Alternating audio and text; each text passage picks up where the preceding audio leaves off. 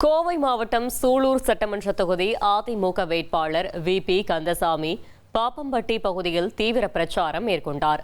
அப்போது பேசிய அவர், கொரோனா காலத்தில் அனைவரையும் காப்பாற்றிய ஆட்சி அதிமுக ஆட்சி என்றார். மேலும் தமிழகத்தில் தற்போது பெண்களுக்கு பாதுகாப்பு இல்லை என்றும் அனைத்து இடங்களிலும் டாஸ்மாக் கடைகள் திறக்கப்பட்டு விட்டதாகவும் தெரிவித்தார்.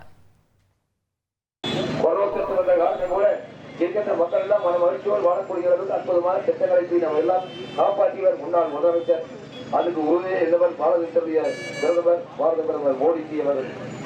ஆனால் இந்த ஆட்சி கண்டங்க 500 பொய்யான வாக்குறுதிக்கு ஆட்சிக்கு வந்து 5 ஆண்டுகளில் எங்கு பார்த்தாலும் டிராபிக்களை திறக்கிறதா உங்களுக்கே தெரியும். பாப்பம்பட்டி பக்கத்திலேயே எந்த எப்பல்லாம் போய் நோக்கி கிட்டத்தட்ட 15க்கும் மேற்பட்ட கடை நம்முடைய பகுதியை மட்டும் திறந்திருக்கிறார்கள். ஆட்சிக்கு வந்த பிறகு எங்கு பார்த்தாலும் கொலை கொள்ளை கற்பழிப்பு, பெண்கள் சுயமாக நலமாட முடியாத ஒரு சூழ்நிலை தமிழகத்தில் வந்துவிட்டது. பெண்களுடைய வாழ்க்கை கேள்விக்குறியாகி வந்துவிட்டது. இருக்கின்ற பெண்கள் தனியாக நடந்து சென்றால் அவர் வீடு வருவாரா வராதா என்று சொல்லக்கூடிய அளவுக்கு பெண்களுக்கு பாதுகாப்பு இல்லை. இனி செல்லும் இடமெல்லாம் செய்தி.